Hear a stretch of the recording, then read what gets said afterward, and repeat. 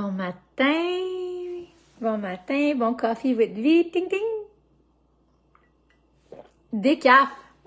Décaf ce matin. Je reprends le contrôle de ma vie à grands coups de décaf.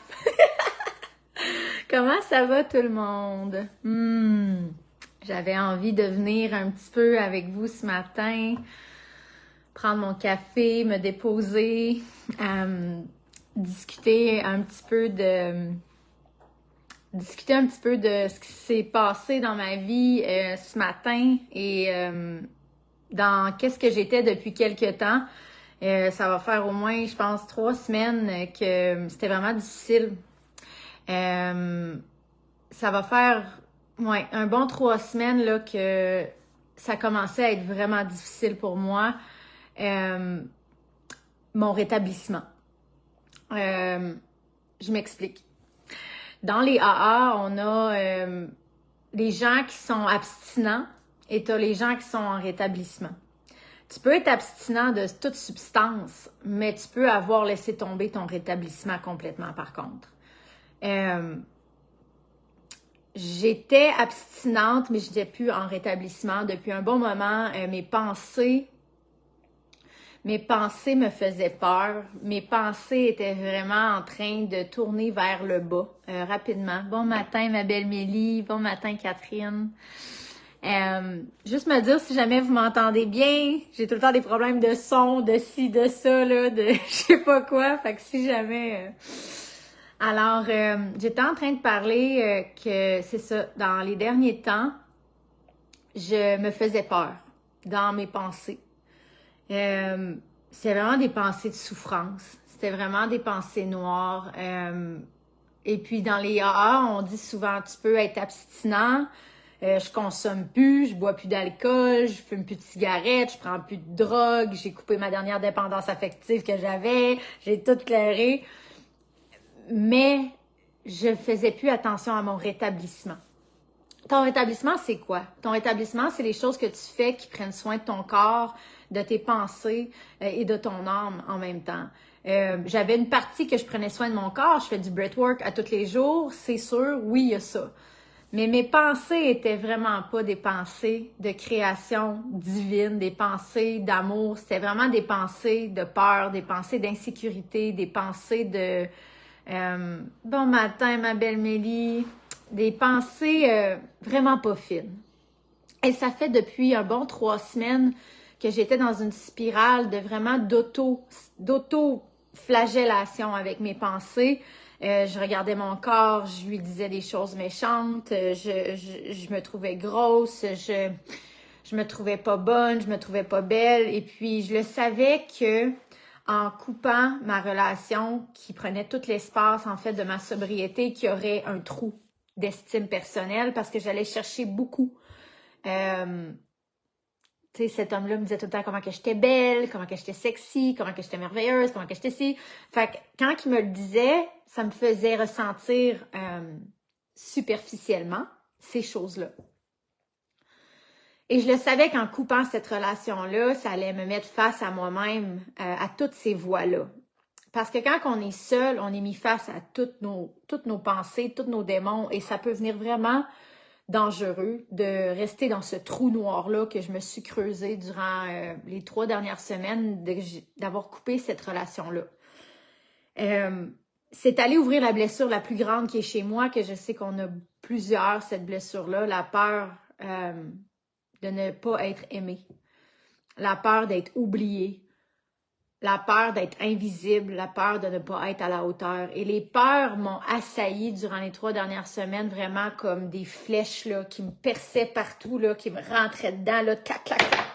Toutes les pensées qui pouvaient être cachées en dessous de cette dépendance affective-là sont remontées à la surface et ont commencé à se manifester et à me dire tout ce qui se cachait en dessous de cette dépendance affective-là. Pourquoi que je m'accrochais à cette relation-là? C'était inconsciemment par peur d'entendre toutes ces voix-là tellement méchantes qui étaient à l'intérieur de moi. Donc, ça fait 3 semaines que j'étais dans ce sevrage-là d'une dépendance, que la dépendance affective, la gang, je ne sais pas si vous le savez, mais c'est une des plus grandes dépendances qu'on ne parle pas beaucoup, que tous les humains ont. On est en étant séparés du cordon ombilical de notre maman. Et à partir de ce moment-là, il y a ce qu'on appelle la blessure originelle qui est faite que toute notre vie, on cherche cet amour-là. Toute notre vie, on cherche de retourner à cet état-là, d'être dans le ventre de notre mère, d'être en sécurité, d'être aimé, d'être supporté. Inconsciemment, toute notre vie, on cherche à retourner dans cet état-là, d'être aimé inconditionnellement, d'être en sécurité, d'être supporté.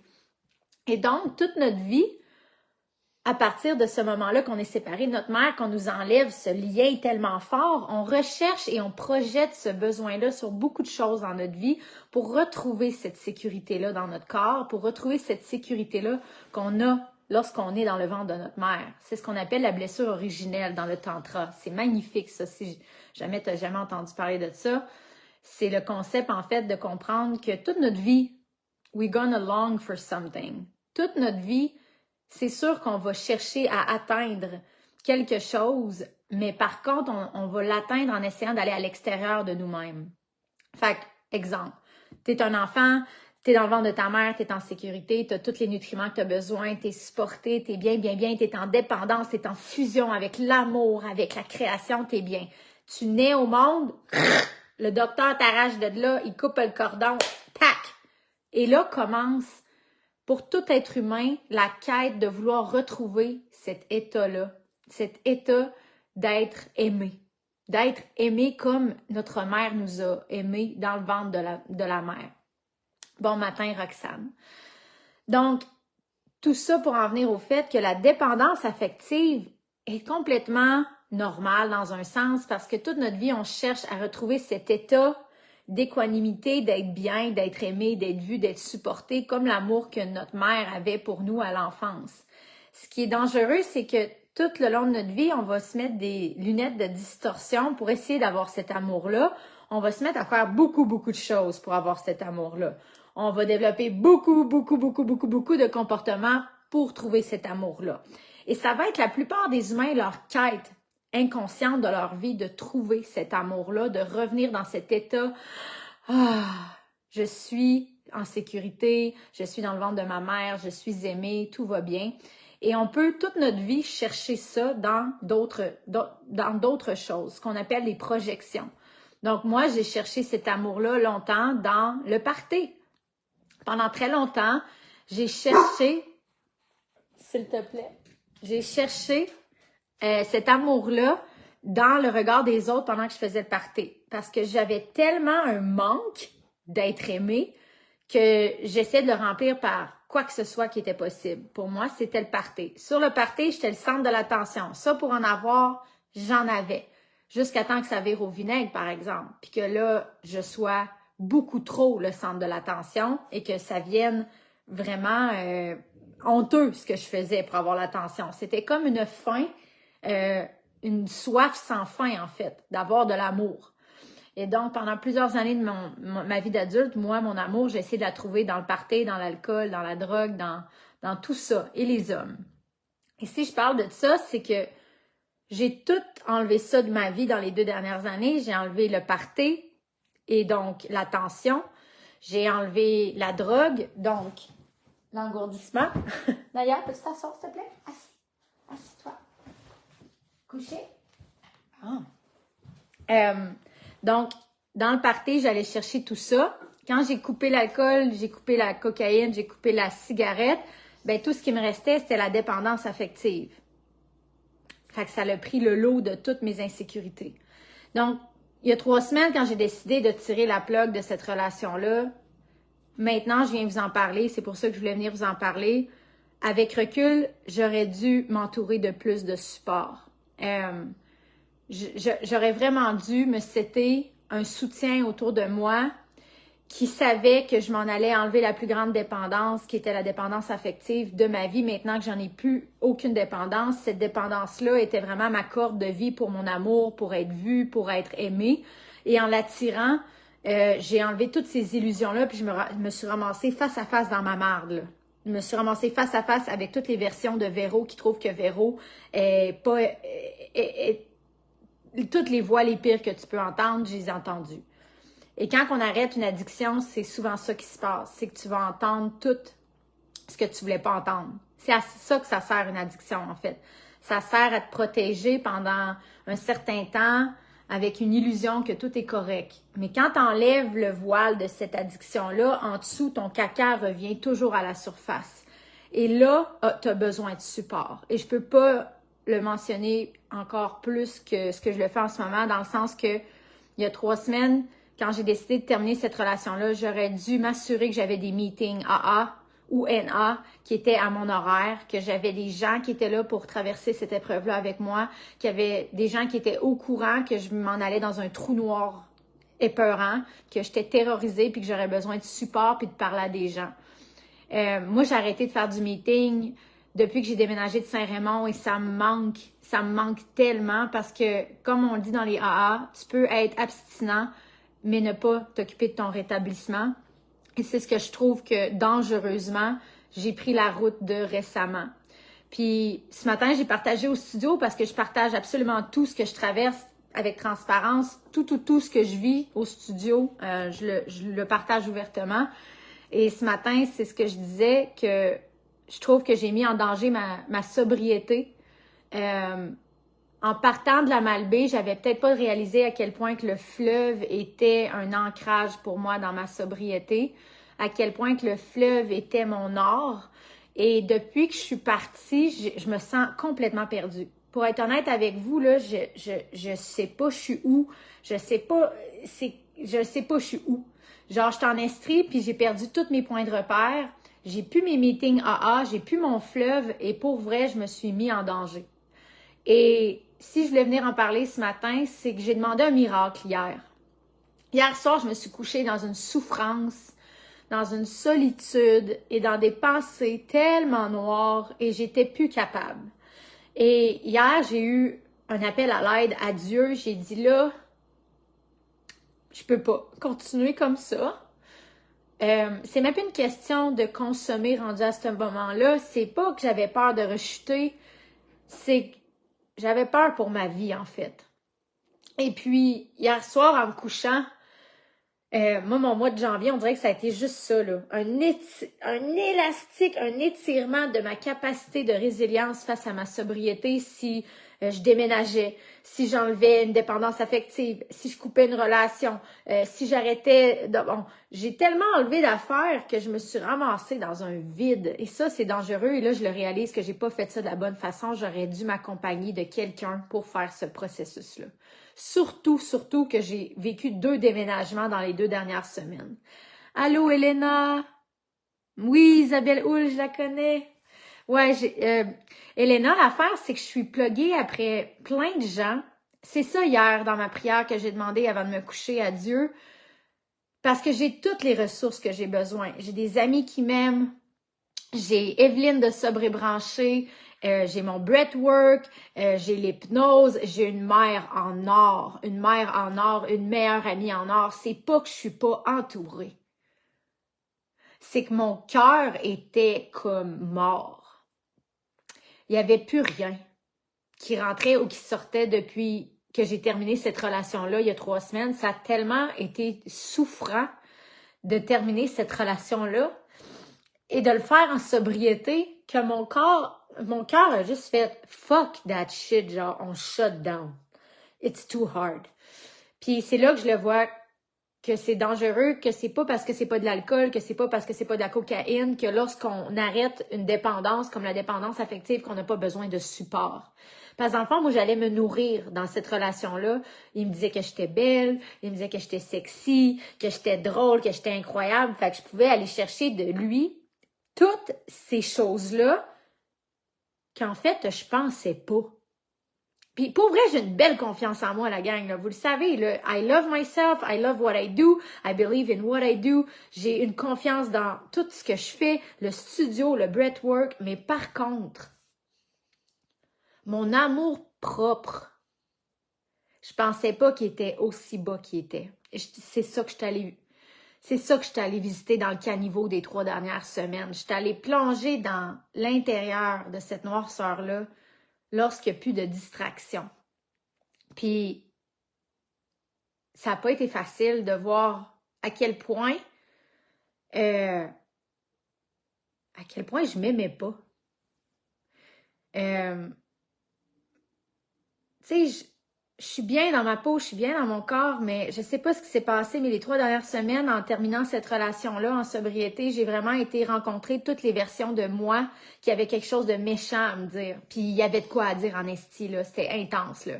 Toutes les voix que j'ai entendues, là, c'était « tu seras jamais heureuse, tu mérites pas de vivre ». Tu devrais arrêter tout de suite, te gâcher toutes tes chances d'être heureuse dans ta vie, des chances d'avoir une famille, les chances d'avoir un homme qui t'aime, la chance d'avoir des enfants. T'as tout gâché à cause de ta dépendance. Tu devrais arrêter. Fait que c'était ça, le stick cassette qui virait depuis 3 semaines. Puis là, hier soir, là, la calice de cassette, là, j'étais là. J'en ai assez, là, de souffrir, calice, là. J'ai besoin d'un miracle. J'ai besoin d'un miracle. Et ce livre-là, si vous ne le connaissez pas, Marianne Williamson, Un retour à l'amour, c'est basé sur un cours en miracle. Et elle parle beaucoup là-dedans de miracles. Les miracles étant comme pas des choses qui se passent, genre Jésus a marché sur l'eau. Peut-être que Jesus a marché sur l'eau, mais on n'était pas là. Mais elle parle des miracles comme étant... Je vais vous le lire, là, c'est tellement beau, qu'est-ce qu'elle dit. Les miracles se produisent naturellement comme des expressions d'amour. Ils reflètent un changement dans notre façon de penser radicale. La guérison peut prendre forme sur multiples facettes. Un miracle peut être un changement au niveau de votre corps, de la guérison d'une maladie, instantanément. Dans d'autres cas, c'est peut-être juste un changement psychologique ou émotif. Le miracle n'est pas tellement un changement de situation, mais un changement dans la façon de percevoir une situation. Et hier, avant de me coucher, j'étais tellement au bout de cette pensée de souffrance-là, de « t'es seul au monde, tout le monde s'en calisse, tu vas vivre seul, tu n'auras pas d'enfant, il n'y a pas d'homme qui va t'aimer comme tu veux être aimé. Véro, arrête d'essayer, tout ce que tu fais, il n'y a jamais personne qui va le voir, genre arrête. » Et ces pensées-là étaient tellement souffrantes hier soir qu'avant de me coucher, là, au bout du rouleau, là, j'ai demandé à Dieu, j'ai dit, là, le toit est en haut, là. J'ai besoin de ton aide, là. Je peux pas rester dans ça, là. Je peux pas continuer comme ça, là. C'est fucking souffrant. Aide-moi, envoie-moi un miracle. La pensée change quelque chose dans ma façon de percevoir la situation. Guide-moi, envoie-moi une personne, envoie-moi un signe, quelque chose, parce que là, la souffrance, je ne veux pas vivre comme ça. C'est pas vrai que j'ai arrêté de boire pour être dans de la souffrance comme ça. C'est pas vrai que j'ai décidé de terminer une relation pour me choisir, pour finalement être fucking misérable. Aide-moi à sortir du trou que je me suis creusé avec mes pensées. Et je suis allée coucher. Naya, je me suis couchée. Et là, ce matin, je me réveille. On arrive à la partie miracle. Si t'es là depuis le début, on arrive à la partie miracle. Là, ce matin, je me réveille et j'ouvre mes yeux. Et j'entends une voix me dire « Touche pas à ton cellulaire ». Puis là, je fais comme « OK, I guess que c'est Dieu ». Là, j'étais « OK, je toucherai pas à mon cellulaire ». Et vous devez savoir que je touche à mon cellulaire aussitôt que je me réveille depuis que le studio a ouvert, j'ai complètement arrêté ma pratique de garder au lever jusqu'à 9 h le matin. C'était une zone non cellulaire pour pouvoir régénérer mon cerveau dans le silence. Ça, c'était un rituel que j'avais avant le studio. Et depuis que j'ai ouvert, vu que c'était à 8 h, ben là, avant que ça soit ouvert, faut que je me prépare, faut que je prépare la musique, faut que je prépare le thème. Go, go, go. Et ce que j'ai réalisé ce matin en me levant, parce que j'ai demandé un changement de la pensée, j'ai demandé un miracle de la pensée. Je me suis réveillée, ça m'a dit, touche pas à ton cellulaire. Puis là, je me suis déposée comme ça dans mon lit, puis j'ai dit, pourquoi? Et ça m'a dit très clairement, ton cellulaire est en train de te voler tes pensées. Et là, j'étais comme, dude, c'est tellement, OK, c'est vraiment ça. Et là, je me suis déposée dans mon souffle et j'ai entendu, fais de la cohérence cardiaque. Alors, je me suis mis à inspirer 5 secondes, à expirer 5 secondes. Je suis restée dans mon lit, j'ai respiré comme ça en cohérence cardiaque pendant peut-être 15 minutes. Et il y a eu une illumination dans ma tête, comme si l'espace avait été libéré et ça m'a vraiment dit, fais attention à l'utilisation de ton cellulaire parce que c'est en train d'empoisonner tes pensées et te voler ton moment présent. Et pour ceux qui me suivent, vous le savez, quand Naya a eu un accident cet été, pendant 2 semaines, j'ai débranché du cellulaire et ça a été les 2 semaines les plus révélatrices de ma vie. J'étais dans un moment de complètement ailleurs. Et pour ceux qui me suivent aussi, j'ai eu une intervention divine en octobre l'année passée où est-ce que j'étais comme ça, comme hier, là, et que dans mon bain, il est venu me voir, lui, là, puis il m'a parlé très fort, puis il m'a dit « Débranche tout, c'est en train de t'empoisonner, là. Ta pensée est empoisonnée, ton énergie est empoisonnée, ta tête est empoisonnée, décroche, débranche, reviens dans le silence. » Fait que ce matin, je me réveille, j'entends ça, je tasse mon cellulaire, je le laisse fermer, je reste dans cette cohérence cardiaque, je reste dans cette paix intérieure, je reste dans cet espace. Et là, tout le chemin s'est fait dans ma tête. Je suis épuisée cérébralement par ça. Je suis épuisée cérébralement par cette chose-là avec laquelle je vous parle en ce moment. Et si je viens vous en parler, c'est qu'on est une population entière à se servir de ces petites choses-là qui sont très insidieuses. Quand que Naya a eu son accident et que j'ai débranché les réseaux sociaux et le téléphone pendant 2 semaines, je suis allée toucher à des choses vraiment révélatrices dans ce moment de non-cellulaire. Et ça fait un moment qu'il y a une voix qui me disait « Retire-toi pendant 10 jours pour faire un vipassana dans le silence pour retrouver tes pensées. » Parce que ce qui se passait dans mon quotidien, c'était, je me lève, il est 6h30, j'ouvre mon téléphone, je prépare le studio, j'embarque sur le studio. Je débarque du studio, je download l'enregistrement du studio, je pose le tarot du studio. Et là, rendu là, il n'y a plus rien. Absolument plus rien que j'étais capable d'avoir la motivation de faire. Après ce genre de 2-3 heures sur les écrans, à partir du minute que je m'ouvre les yeux, je me faisais voler pour vrai, ce matin, c'était clair. C'était en train de voler mon âme. Ça me dit, respire, dans de la cohérence cardiaque le matin en te levant au lieu de prendre ton cellulaire. Fait que là, j'ai fait ça ce matin. Je me lève, full énergie. Ma joie est revenue. Je regarde les chiens au lieu qu'ils me fassent chier parce qu'ils me jappent après.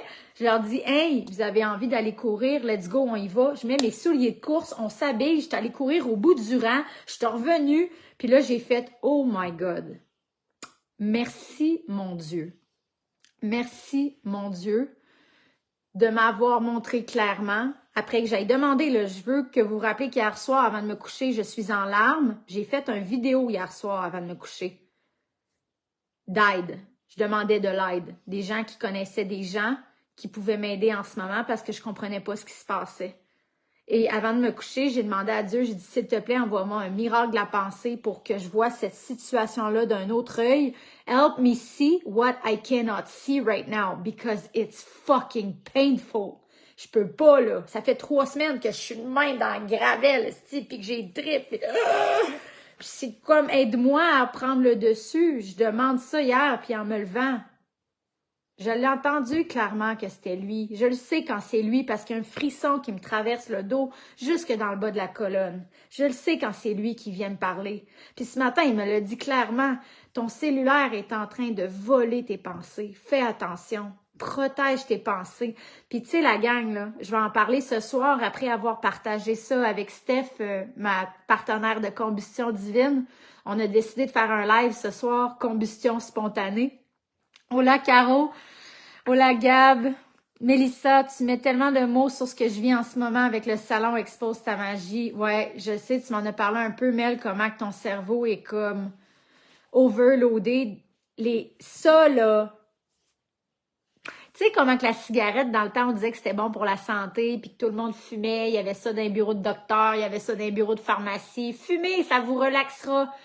Moi, je suis persuadée que d'ici 5 ans, là, la vérité va sortir sur ce que ça fait ici et qu'on va avoir les culottes à terre, de voir à quel point qu'on s'est fucké la tête avec ces choses-là. Ce qui est insidieux, ce qui est difficile, c'est qu'on vit dans une ère de technologie, comme Gabrielle dit, puis que c'est notre outil de travail.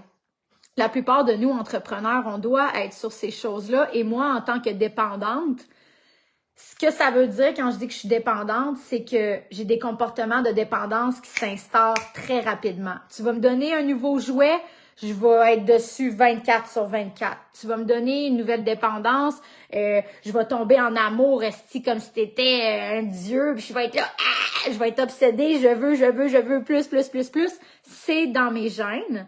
Peut-être qu'un jour, ça va changer, mais je suis capable de voir que j'ai encore ce pattern-là de vouloir plus. Puis avec le cellulaire, je suis pas capable nécessairement de me mettre tant que ça des limites.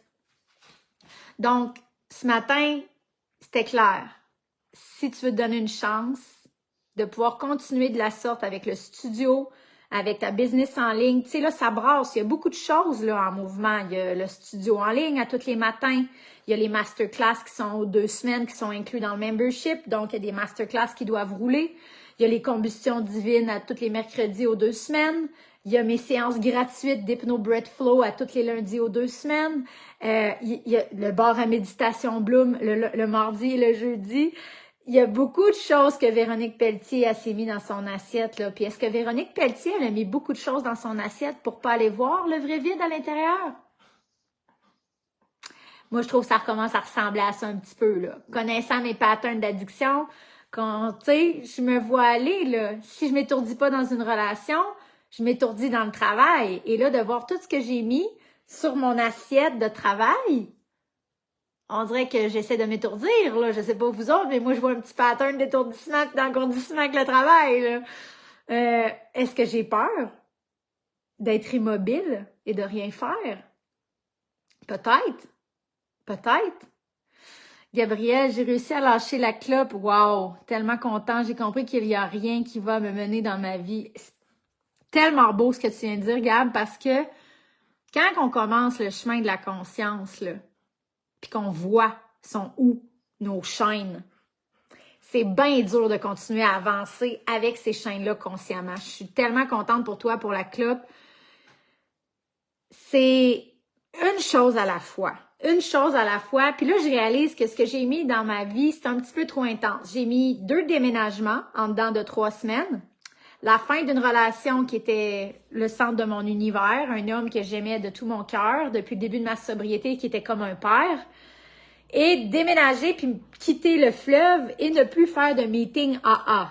Plus de meeting AA, plus de fleuve, plus de pattes, plus de maison, plus rien. Je suis comme, mais à quoi t'as pensé? Fait que c'était dans cette optique-là. Je voulais me débarrasser, comme dit Gab, des choses qui menaient ma vie. Je voulais reprendre mon pouvoir. Mais par contre, encore dans l'intensité de le genre de personne que je suis, je l'ai fait tout pantoute. J'ai tout arraché les plasters en même temps. Et là, ça a été dangereux. Hier, là, je l'ai vu. Hier, je cherchais en ligne un meeting à 10 heures le soir pour parler à quelqu'un, pour aller voir des dépendants, des gens en rétablissement qui comprennent ce que je traverse. Et c'est là que la cloche d'alarme s'est sonnée de ce qu'ils nous répètent tout le temps dans les AA. C'est pas parce que tu es abstinente que tu es en rétablissement. Puis moi, ben c'est ça. J'ai vu que mes pensées dérivaient. J'ai vu que mes pensées n'étaient plus des pensées d'amour, des pensées de guérison, des pensées de foi. Donc, j'ai pris 2 engagements. Ce matin, en me levant, j'ai entendu Dieu me dire, le cellulaire, fais attention, c'est très toxique, ça te vole tes pensées, ton énergie. Donc, le matin, ça va être ça. Et je recommence à faire du meeting à partir d'aujourd'hui, non négociable. Merci, mon Dieu, que les meetings existent.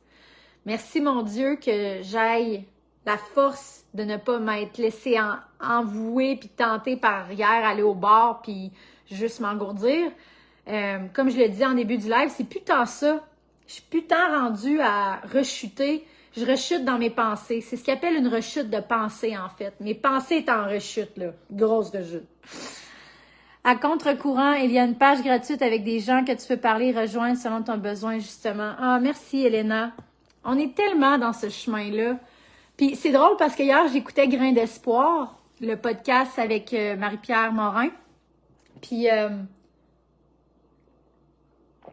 le gars qui était là, monsieur Rubino, lui qui en tout cas, lui qui fait le podcast là, avec eux autres, c'était exactement ça qu'il parlait. Que lui, ça fait 5 ans qu'il est abstinent, mais qui était sur une rechute de pensée solide, là, que ses pensées étaient pas bonnes, là, qu'il y avait de la colère, qu'il y avait du ressentiment, qu'il y avait de la honte, de la culpabilité, beaucoup de pensées qui nous tirent vers le bas de basse fréquence. Puis il disait que même si ça faisait 5 ans, qui était sobre, que c'était pas nécessairement qu'il avait envie de boire, mais qu'il y avait une rechute solide de ses comportements. Puis on les connaît, nos comportements, tu sais, qui nous amènent à la pensée destructrice. Dans le fond, ce qui est beau dans le mouvement, c'est qu'on nous aide à aller tous les matins ou tous les soirs, peu importe quand tu fais tes meetings, aller renouveler ta foi, parce qu'on parle de la foi, d'aller renouveler ta croyance, parce qu'on parle de notre puissance supérieure, d'aller renouveler ton amour personnel, parce qu'on se pardonne, parce qu'on se donne une autre chance, parce qu'on échange. Fait que c'est vraiment des beaux outils que j'avais, puis que je me servais même pas moi-même.